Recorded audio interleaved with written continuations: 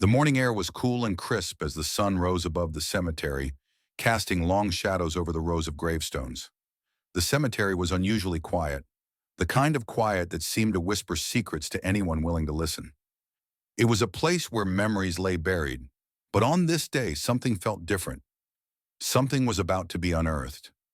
A soft breeze rustled the leaves of the nearby trees, and in the midst of the silence, a man stood at the edge of the cemetery, staring down at the grave before him. His heart beat faster as he took in the name etched into the stone. Isabel Harrow, the name of the woman he had loved years ago. The woman who had been taken from him, leaving him with nothing but broken memories and a lifetime of regrets. But today was different. Today he wasn't alone. Three small figures approached, walking slowly behind him. They were 9 years old, identical in every way, their faces filled with innocence and confusion. Their eyes scanned the gravestones, unaware of the significance of the place they stood in. The three girls had no idea who they were looking for, or why they were here. They had never known their father. To them he was a shadow, a story their mother had kept buried, a name whispered only in the darkest corners of the past. Their mother had always told them they had no father, that it was just the three of them against the world. But now, standing in front of Isabel's grave, something felt different. They didn't understand what it was, but they could sense the connection in the air. They could feel it as their small hands brushed against each other, a silent understanding between them. The man turned, his eyes locking with the three girls for the first time. His breath caught in his throat. Their faces, so much like Isabel's. They were hers, his daughters, the children he had never known he had. The realization hit him like a wave, almost knocking the breath out of him. These were his daughters and they had never known him. A wave of emotions flooded him: grief, love, regret, and guilt. He had missed their entire childhood, never knowing they existed, never being there for them, not even at their mother's funeral. Isabel had kept them hidden from him, and now, standing in front of her grave, the truth was finally surfacing. The truth that he was their father, and they had no idea. As the girls approached the grave, one of them, the smallest of the three, suddenly looked up at him with wide, curious eyes. "Who are you?" she asked softly, her voice barely a whisper. The question hung in the air, a question that David had no answer to. How could he explain who he was? How could he tell them that he was the man their mother had never spoken of, the man they had never known? The silence stretched between them, thick and heavy, as the three girls stared up at the man. Their innocent faces held a mix of confusion and curiosity. The smallest girl with wide eyes tilted her head as she waited for an answer. The man, David, struggled to speak. His throat felt dry, and for a moment, he wondered if this was all just some cruel dream. He opened his mouth, but the words didn't come. How could he explain the years lost, the mother who had kept them away from him, and now, the shocking truth that they were his daughters? The weight of the moment felt unbearable, and yet it was the moment he had never thought would come. He had always imagined this day, but he never thought it would happen like this. David took a shaky step forward, unsure of what to say. The girls watched him intently, waiting for some kind of answer, but David only felt the storm of emotions clouding his mind. I'm sorry," he said, his voice strained. "I didn't mean for you to find out this way." He paused, feeling a deep ache in his chest. "My name is David. I'm your father." The girls exchanged looks, their eyes filled with confusion. The words didn't seem to register immediately. To them, fathers were stories their mother used to tell. Stories that never felt real, never felt like part of their world. Their mother had always told them that it was just the three of them, that they didn't need anyone else. But here he was, standing before them, someone they had never known. The middle girl, who had always been the most outspoken, stepped forward. "But why didn't you come before?" she asked, her voice trembling with the confusion of a child who had been told her entire life that something wasn't real. "Why didn't we ever see you?" David's heart sank. Her words pierced through him like a blade. It was a question he had asked himself countless times over the years, but he had never had an answer. Isabel had made it clear that she wanted nothing to do with him. She had kept their daughters hidden, away from the life he had wanted to build with her. I, I didn't know about you, he whispered, the shame in his voice almost unbearable. Your mother, she didn't tell me. She didn't want me to know. The three girls stood there in silence, processing his words. The smallest one, still holding her sister's hand, spoke again, her voice soft and innocent. So, we really have a dad? David nodded slowly, his heart breaking as he watched their faces soften, their hope slowly flickering to life. Yes, he said quietly. I'm your father, and I've missed so much of your lives. I wish I had been there for you, but I will be now. He could feel the weight of his promise, the promise to be the father they deserved, the promise to make up for everything he had missed. But it wasn't going to be easy.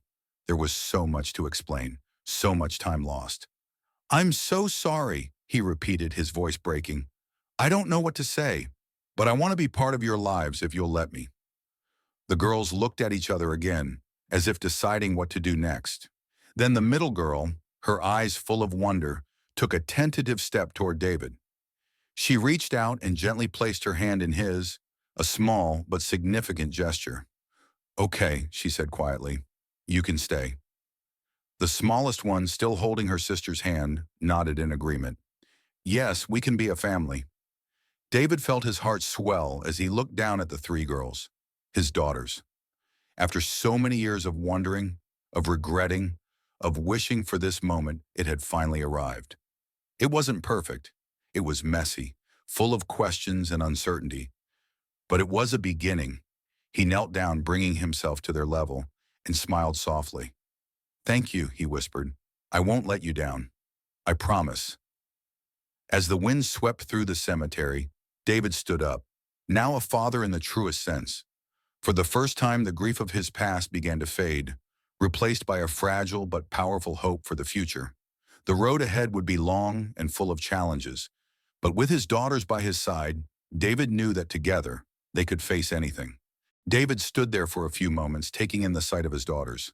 The air around them was filled with an almost magical calmness, as if the very earth beneath their feet had shifted, bringing them together after all these years of separation.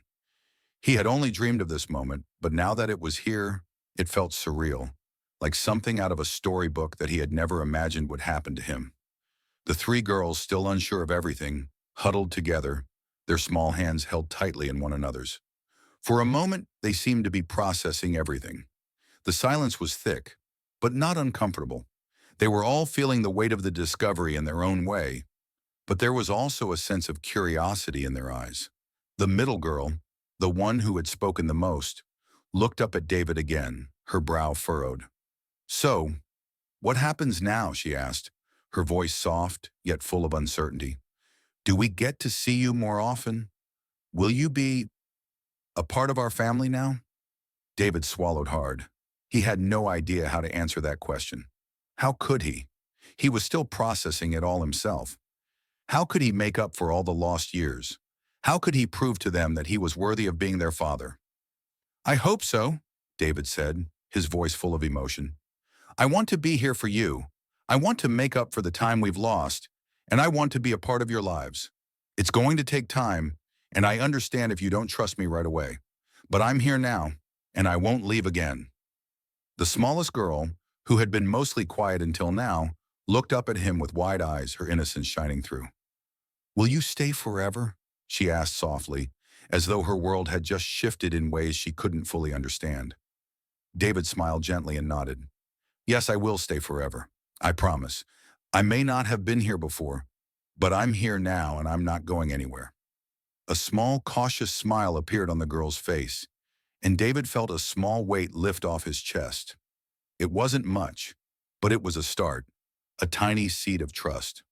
The girls stood in silence for a moment, looking down at the grave of their mother. It had always been the three of them. Their mother had been their everything. She had been their rock, the one who held their world together. And now here they were, facing the reality of their father, the man they had never known. David followed their gaze to the gravestone of Isabel, their mother. He felt a pang of regret, of loss. Isabel had kept them from him for so long. He would never get those years back, and he would never get the chance to apologize to her for not being there when she needed him. He had failed her, and he had failed their daughters by not being a part of their lives. But now, standing here with his daughters, David felt something stir within him, a fierce determination. He was not going to fail them. He would not allow the past to haunt him anymore. Isabel may have kept them apart, but now he had the chance to make things right. The girls slowly turned away from the grave, their faces still uncertain, but filled with the faintest trace of hope. They were unsure about their new reality, unsure of this man they had just met, but they were willing to take a step forward. And that was enough for David. It was a start, and sometimes that's all you needed. "We can go visit you anytime, right?" the middle girl asked, her voice quieter now as she looked up at him again. David nodded, his eyes softening. "Yes, anytime. I'll be here whenever you need me. You're not alone anymore." The three girls, still hesitant but eager for answers, nodded. David held his hand out to them, and one by one they took his hand in theirs. It wasn't a perfect moment. It wasn't the reunion he had always imagined. But it was real. They were taking the first steps toward becoming a family, even if they had a long road ahead of them. And as they walked away from the grave, leaving the past behind, David knew that the future, though uncertain, was finally within their reach. Together they would face whatever came their way, one step at a time. The wind had picked up as they walked away from the grave, the sound of the trees rustling above them, filling the silence. David walked beside the girls, his hand lightly holding onto theirs. The walk back to the car felt strange, almost surreal. He had so many questions and so many feelings swirling around in his mind, but most of all, he felt a deep sense of gratitude. He hadn't expected this. He hadn't expected to find them here, at Isabel's grave, with the answers he had been searching for all these years. And yet here they were, his daughters, standing beside him, their small hands still clutching his. There was so much more to figure out, but for the first time in years, David didn't feel completely lost. The girls, on the other hand, were still absorbing everything that had happened. Their eyes kept glancing at him, their faces a mixture of confusion, curiosity, and something else. Something David couldn't quite place. It was almost as if they were waiting for him to show them who he was, to prove himself to them, even though he had only just arrived in their lives. David knew this wouldn't be easy.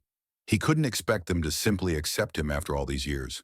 They had grown up with their mother's stories, their mother's version of their lives, but he didn't want them to see him as just some stranger. He wanted them to see him as their father, someone who would be there no matter what. They reached the car, and David opened the door for them, letting the girls climb inside. As they settled into their seats, David paused for a moment, taking a deep breath. There was still so much to say, so much to explain, but the words didn't come easily. How could he explain to them the years of separation, the pain, the confusion? He didn't have answers to everything, and he certainly didn't have a plan for the future. But he was here now, and that had to count for something. "Do you guys have any questions?" he asked, his voice gentle but unsure. He wasn't sure what they needed to hear, but he wanted them to know that he was willing to listen. The middle girl, who had been the most vocal up until now, looked at him with wide eyes. "What's it like, being a dad?" she asked, her voice small but sincere. David was taken aback by the question. He had never thought of it that way. What was it like? How could he explain the overwhelming feelings that came with being a father? How could he explain how much he had missed? "I think it's about being there," David said after a long pause, his voice thoughtful. "It's about being present, even when you're not physically there. It's about making sure you're safe, that you're happy. And I guess it's about making up for the things you missed." The smallest girl, who hadn't spoken much, suddenly looked up from her lap. "Are we going to see you again?" she asked, her voice hopeful. David's heart broke a little at the question. He had no idea how he would make up for the years of absence, but he knew that he wanted to be a part of their lives now. "Yes," David said firmly, giving them all a reassuring smile. "I'll be there." "I promise." The girls were quiet for a moment, but there was something softer in the air now. Maybe it was a small seed of trust, or maybe it was just the hope that things could be different from here on out. David started the car and pulled out of the cemetery, the gravel crunching beneath the tires. The girls didn't speak at first. each of them lost in their thoughts, still processing everything that had happened. David drove slowly, trying to give them space. He didn't know what the future held, but he was willing to find out with them by his side. The drive was long and quiet, but as they passed the familiar sights of the town, something inside David began to settle. He wasn't sure what kind of father he would be or how he would fit into their world, but one thing was certain: he was going to try. For the first time in years, he was ready to take on the responsibility of being a father, no matter how difficult the road ahead would be. As they neared home, David glanced in the rearview mirror. The three girls were still quietly sitting in the back, their faces relaxed but uncertain. He knew it would take time to build a relationship, to fill the gaps that had been left for so long, but this was their first step, and that was enough for now. "I'm here," David whispered to himself, more as a promise than a statement. "I'm really here." The car came to a slow stop in front of David's home. He didn't rush to get out, not yet. He sat there for a moment, the engine quietly humming as the girls sat in the back seat, still adjusting to the reality that had shifted for them in the span of a few hours. David knew it would take time for them to process everything. For years, they had lived with the idea that it was just their mother and the three of them against the world. Isabel had done everything she could to shield them from the past, to protect them from the man who now sat in the driver's seat, hoping to be a father. But now it was different. They were here, together, and they had all the time in the world to figure it out. David turned off the car and faced the girls. His heart tightened a little at the uncertainty still lingering in their eyes. They had a right to feel unsure. He couldn't just walk in and expect them to love him like a father should be loved. This would take time, patience, and trust, things he knew he had to earn. "Well," David said, trying to sound more confident than he felt, "this is home." The middle girl, the one who had asked the most questions, looked up at him with a quiet expression. "Can we go inside?" she asked softly. Her voice had lost some of the earlier edge, and it made David feel hopeful. "Of course," he replied, smiling gently. "Let's go." The house wasn't big, but it was home. He had spent years trying to fill it with memories of Isabel, but now as he opened the door and stepped inside with his daughters, it felt like the start of something new. The walls, which had once seemed so empty, suddenly felt full of possibility and hope. David stepped aside to let the girls enter first. They hesitated for a moment, exchanging glances, before walking inside one by one. As they stepped in, David watched them closely. Their faces were still uncertain, but there was something in the air, something tentative, yet promising. They were ready for the next chapter, even if they weren't sure what that would look like. David closed the door behind him and followed them inside. He showed them around the house, pointing out the little things he had added over the years: a few family photos, a chair by the window where he used to sit and think. The girls wandered through the house slowly, exploring the rooms with a quiet curiosity. Later that evening, as they sat down to dinner, David could feel the silence hanging between them. But it wasn't an uncomfortable silence. It was a silence of new beginnings.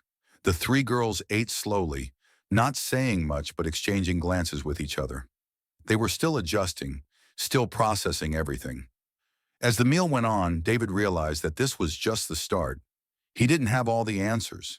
He didn't even know how to be the father they needed just yet. But one thing was clear: they were here now, and he was here with them. And that was the most important thing. After dinner, as they sat in the living room, David asked the girls, "Do you want to talk about anything?" The middle girl spoke first. "What's it like being a family?" David smiled softly, his eyes meeting hers. "I'm still figuring that out too.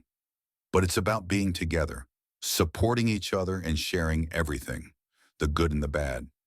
We take it one step at a time." The smallest of the girls looked up at him, her eyes bright. "Can we do things together? Like a family?" David's heart swelled with emotion. "Of course, I would love that. Whatever you want to do, we'll do it together." The night ended quietly, but for the first time in a long time, David felt a sense of peace. It wasn't perfect, far from it, but it was real. They were a family now, and that was all that mattered. As David lay in bed that night, he thought about everything that had happened: the guilt, The regret, the years he had lost. He would never get that time back. But he wasn't going to let that define him. He was going to be there for his daughters no matter what. He would show them, day by day, that they were no longer alone. And as he drifted off to sleep, a quiet hope filled his heart. The future was uncertain, but for the first time in years, David felt like he had a chance to make things right. He was ready for the journey ahead, ready to be the father his daughters deserved. Together they would create new memories, and no matter how difficult the road, they would walk it as a family.